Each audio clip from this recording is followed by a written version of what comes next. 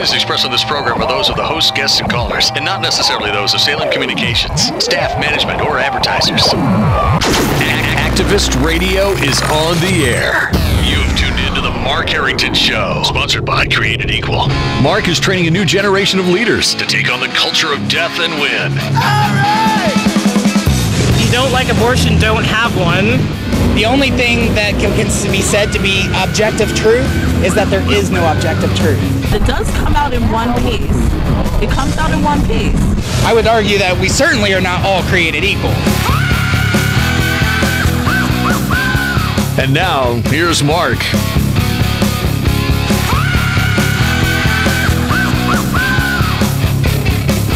The Bible says in 2 Timothy chapter 2, "You then, my son, be strong in the grace that is Jesus Christ.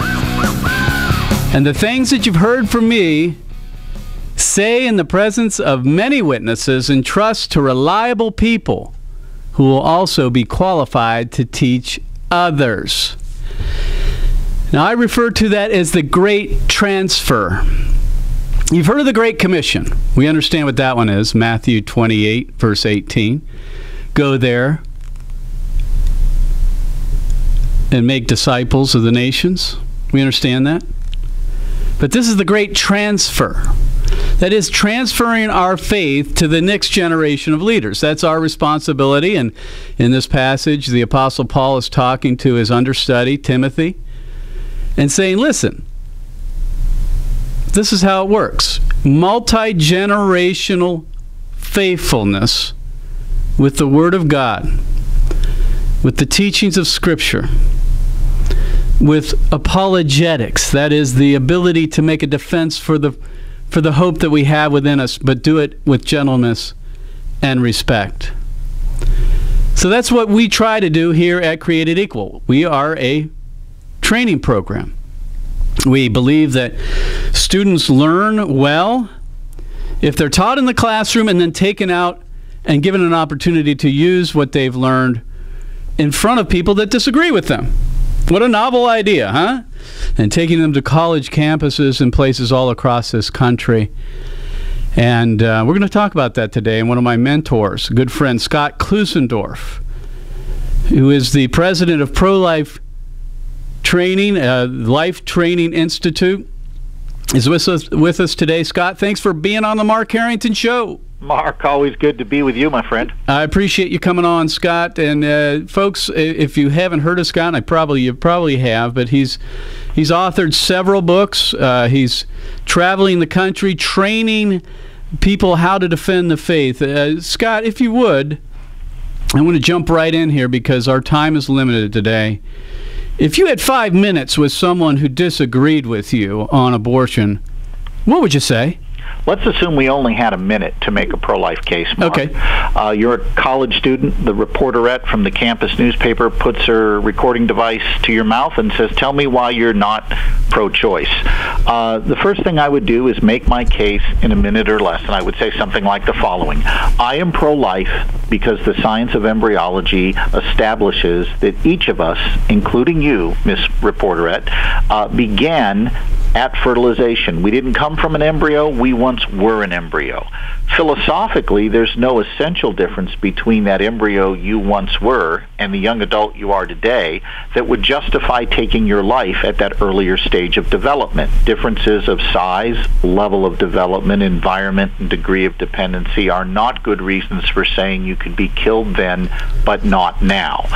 Now, as you can see, Mark, that took a minute or less. But what it does, the power of that, is it forces this debate into the question of knowledge, not subjective opinion. I actually made an argument there. Now, maybe my argument's a bad one. Maybe it's mistaken. But you can't just dismiss it as, oh, that's your subjective religious view. You have to engage it, and that's the beauty of knowing how to state your case clearly and concisely. My guest is Scott Klusendorf. He's the president of Life Training Institute. Folks, you need to go to their website. I'll tell you up front here, prolifetraining.com. Some great resources there on how to defend the pro-life view in the public square. In fact, that is their mission, to train others to save lives and to train others to defend their views in the public square with science, philosophy, and the gospel of Jesus Christ. So, Scott, we're gonna try to get to some of these hard questions that we hear all the time. Let's start out with the one we hear often, and that is, what if a woman is raped? Doesn't that justify her having an abortion? Always important to show empathy for the victim of sexual assault. Don't just jump right into, as some pro-lifers do, oh, well, less than 1% of all women who are raped get pregnant. Better approach is to say, you know what, you're right. That woman has suffered a terrible tragedy. So here's the question. Given you and I both agree that she suffered a terrible tragedy, and given both you and I agree that she may in fact have difficult memories every time she looks at a child that was conceived through rape, how do you think a civil society ought to treat innocent human beings that remind us of a painful event? I let the question sink in, and then I simply say, is it okay to kill them so we can feel better? What this does, Mark, is return the issue right back to the question, what is the unborn? Because if the unborn are human, like, say, toddlers or teenagers or adults, then killing them to make others feel better is a clear wrong. So we want to do two things here. We want to show empathy for the victim who's been raped, but we also want to show that the issue really isn't rape in the last analysis. The real issue here is, what is the unborn? Is it okay to kill one human so another can feel better? My guest is Scott Klusendorf with Life Training Institute. Go to prolifetraining.com. Okay, Scott, this is going to be a rapid fire here so we can get in as much as we can with our listeners here. Let's ask this question. What about the so-called exception for the life of the mother? Is that permissible? Is it permissible for a woman to have an abortion if her life is truly threatened? I think we ought to define our terms when this comes up. What do we mean by abortion? Abortion is the intentional killing of a human fetus. In the case of something like, say, ectopic pregnancy, it is often necessary to end the pregnancy to save the mother's life, but it is not the same as intentional killing of a human fetus. So let's say you're a pro-life doctor and you are presented with a woman who has an ectopic pregnancy, which does in fact present a grave threat to her life. And anybody who doubts this can visit the Mayo Clinic website or the CDC website to see what I'm talking about. You're a pro-life physician. Do you do nothing and let two people die? Or do you act in such a way that you save one life, even though the unintended but foreseeable result is the death of the human embryo? And the answer is, you act to save the mother's life. As that embryo grows in that fallopian tube, the risk to hemorrhage is severe.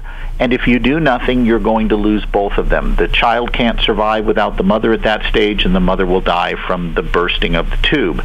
So you do the greatest moral good you can in that case, which is to act to save one life, even though the foreseen but unintended result is the death of the embryo. All right, good answer, good answer. Ding, ding, ding. We know that's a good one there, Scott. Let's move on to, what about the argument that pro-lifers only care about the babies when they're inside the womb, but they don't care about them afterwards, after they're born? And then they'll just say, well, are you ready to adopt? Are you going to adopt? Well, we know for a fact that pro-lifers do care. We've got pregnancy centers that outnumber abortion clinics by a very wide margin, and these centers do care for women after they give birth. But let's set that aside for the moment. How does my alleged unwillingness to care for a child or adopt a child justify an abortionist intentionally killing him? Imagine if I said to you, unless you agree to adopt my 3 sons by noon tomorrow, I shall execute them. If you turn me down, Mark, does that mean I'm justified executing my 3 sons? Which, by the way, is an impossibility. They're all larger than me now. But pretend I had that power. It clearly would not be the case that I'm justified executing them simply because you refuse to adopt them. Look, if the unborn are human, they shouldn't be killed simply because others don't want to take care of them, any more than we'd walk into an orphanage and kill all those children because they appear to be unwanted. If you like what you're hearing, which I know you do, you want to go to Life Training Institute's website at prolifetraining.com.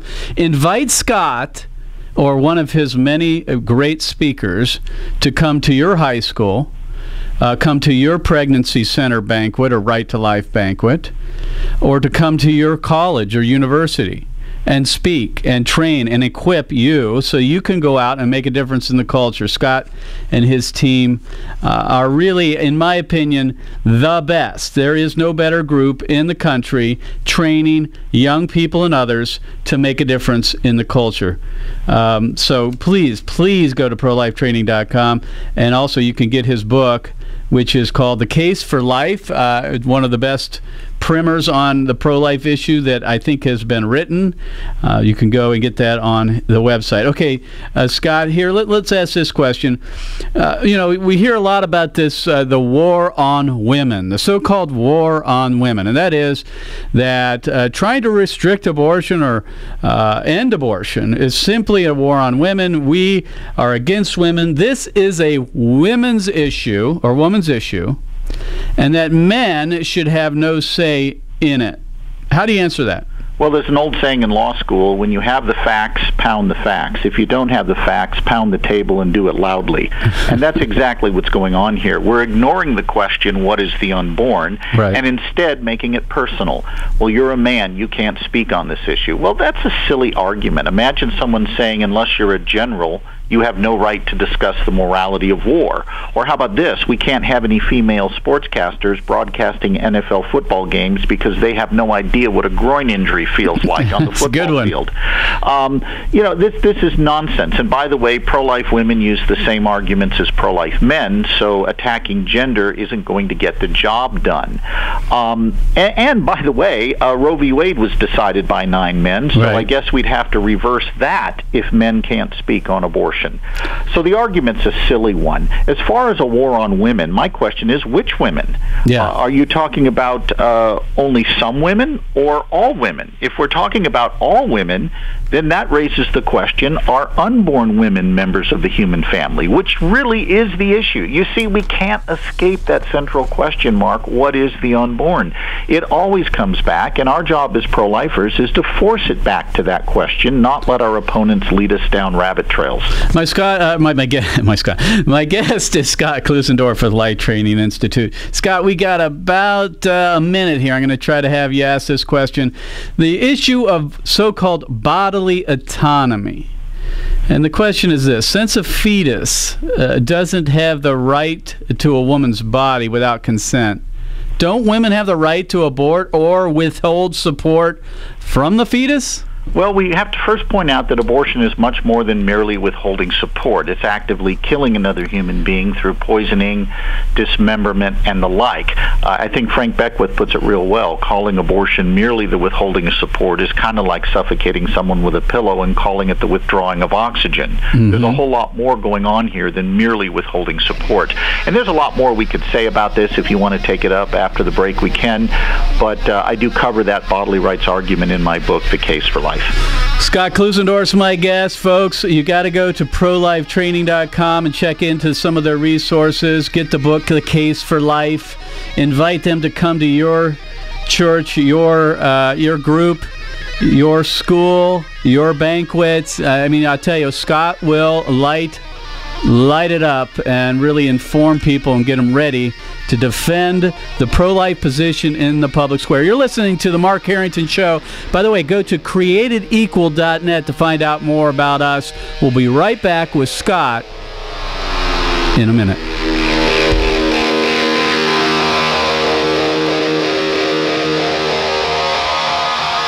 What do other pro-life leaders think of Mark Harrington and Created Equal? Listen to Lila Rose of Live Action. Just wanted to say that I stand 100% with the efforts of Created Equal, with getting the truth visually out to students on campuses and inspiring them and equipping them to have that debate with fellow students, to encourage them to really question their support for abortion and encourage them ultimately to see the humanity of the unborn child, the violence of abortion, and ultimately to join our side, which is the winning side, the side of life.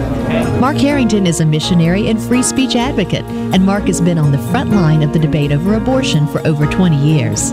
Mark needs your prayers and financial support. Please support Mark and Created Equal by going to createdequal.net or send a check to Created Equal, Post Office Box 360502, Columbus, Ohio 43230. Your gifts are tax deductible.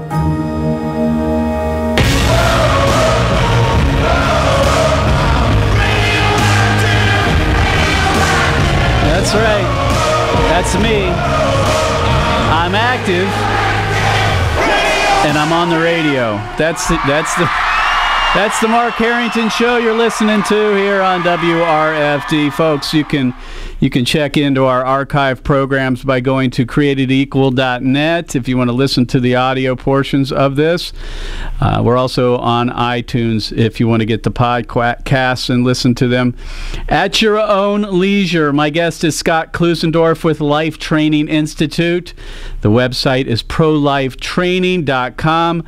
Scott, in the next this segment here, I'd like to try to cram in a couple of things, but I do need to ask you this. This is what we hear most often on college campuses, and that is this: that the fetus is not self-aware. The fetus is not sentient.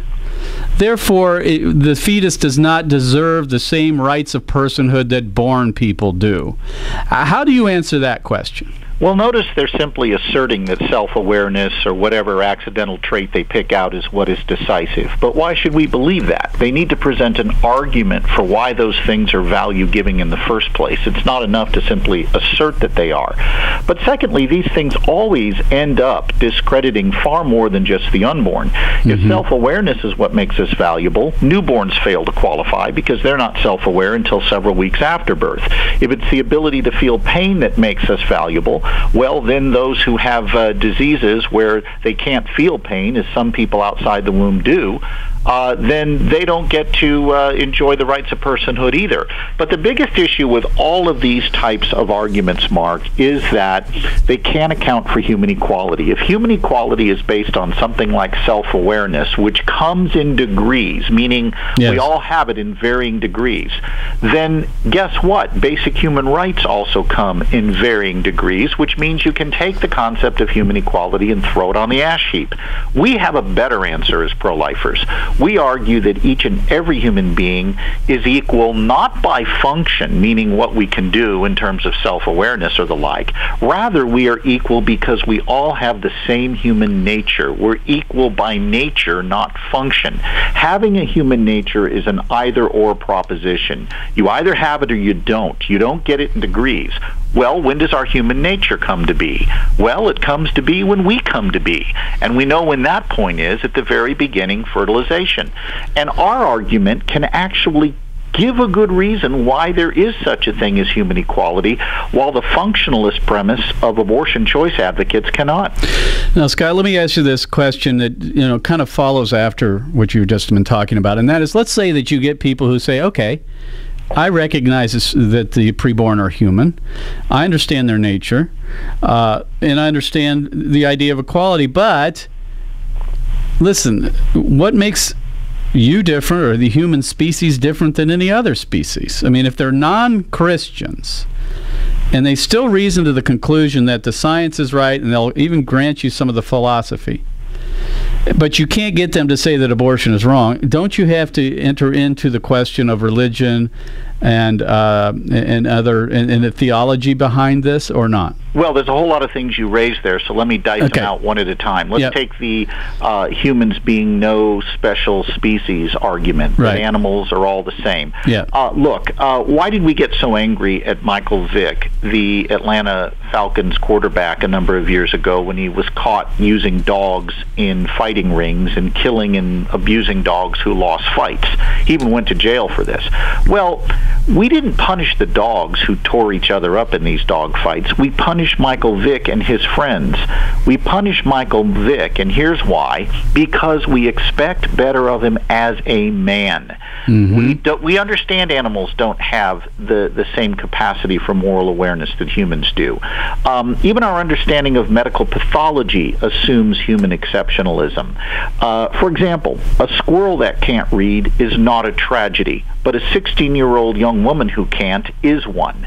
We understand that by her nature, the 16-year-old is not flourishing if she can't read or interact with her community. The squirrel, meanwhile, is not showing a lack of an ability to flourish if it can't read because it's not proper for it to read. We also understand, as Christopher Kazar points out, that there's a difference between a hit and run with a hedgehog and a hit and run with a newborn, even a developmentally disabled one. one. Or, as Kazar likes to point out, there's a world of difference between eating a hamburger and eating a Harold burger. We know these things intuitively, and anybody who claims we can't know them, they don't need an argument. They need a psychologist. There's something wrong with them. These are intuitive things I think we can point out to people that make it self-evidently true that humans are exceptional in that regard. Now, that doesn't give us the right to mistreat animals, but it does show there's a qualitative difference between us. You mentioned the God question. Yes. You're right. Right. In order to ground the claim that the fetus has a right to life, ultimately, you would be pushed to a theistic foundation. But guess what? You can't tell me why anything has a right to life without a theistic foundation. You can't tell me why a teenager does, or a newborn does, or a senior citizen does. Look, if it's true that this universe came from nothing and was caused by nothing, the modern materialistic Darwinian worldview, if that is true, all of us are cosmic accidents, Mark, regardless of our stage of development. So that argument, again, not only disqualifies the unborn, it disqualifies many, well, all of us outside of it as well. Scott Klusendorf is my guest. You can go to prolifetraining.com. He's the president of Life Training Institute. If you like what you hear, folks, you got to go to the website. You got to listen to their podcasts. You got to invite Scott and or his team to your area. Scott, we got about 3 minutes. Now, I know this isn't going to, the time isn't going to do it justice, but we've got an election coming up. We hear a lot of things within the pro-life movement about the argument that we cannot vote for the lesser of two evils. How do you respond to that as we approach the November election, which by any account is going to be one of the most important elections of our lifetime, at least on the off year, as far as regards in controlling the Senate? How do you respond to pro-life Christians who say we can't vote for the lesser of two evils, that we need to vote for, the pure candidate, if there is such a thing? Yeah, well, I reject their premise that it's a lesser of two evils question. It's a greater moral good question. What is the greatest moral good I can do given the situation I've been dealt, given the election cycle I'm in? And I have a responsibility to always do the greatest objective moral good I can given the hand I've been dealt. So if I'm dealing with a candidate who supports abortion wholesale, and I'm dealing with another presidential candidate that will limit that evil, though not as far as I would like, then I'm going to vote to limit the evil, because that is a way to promote the good insofar as possible at that moment. Now, there is an issue of what do you do at the legislative level, where one party is unashamedly promoting abortion wholesale, and another does a less than perfect job sticking up for the unborn. Well, I'm going to vote for the party that does the best job of limiting the evil, even though they won't give me everything I want. Look, if there is a party sworn to uphold abortion and they control the chamber, then that party's agenda will be to kill pro-life legislation on demand. You've got to make sure the right party is in control. Right. It's not about individuals at the legislative level. It's more about which party is controlling. Greg Kokel puts it real well. Given a choice between a first-class arsonist and a second-class fireman, you vote for the second-class fireman and challenge him to do better. That's what we do in promoting the good as much as we're able. Scott Klusendorf is my guest. Life Training Institute is the organization. ProLifeTraining.com is the website. Scott, we got about a minute. I just want to give you the opportunity to wrap this up. Speak directly to my listeners. Exhort them as we enter into this off-year election. And give us just a closing comment on where we stand pro-life-wise as far as the country goes. Where are we at? Where we're at right now is this. The public is giving us a hearing, but we should not think that we've won. I know pro-life leaders love to tell young people, you're the generation that's going to end abortion. I don't think we should necessarily believe that's true. This is a long fight. It may not be over tomorrow, but surrender is not an option. So here's my advice, 3 points for young listeners. Number one, equip yourself to engage right now. Don't worry about how big is my impact at age 17. Do things at age 17 that will put you in a position to make a huge impact in your 40s, 50s, and 60s. 15 seconds, Scott. One of the ways to do that is to read, and if you go to our website, prolifetraining.com, we've got resources there to get you started. Scott Klusendorf's been my guest. Pro-Life MarkLifeTraining.com is the website. If you like what you heard, and I know you did, go to their website, invite Scott and his team to your city. God bless you, God bless America, and remember, America, to bless God. You've been listening to Mark Harrington, your radio activist, sponsored by Created Equal.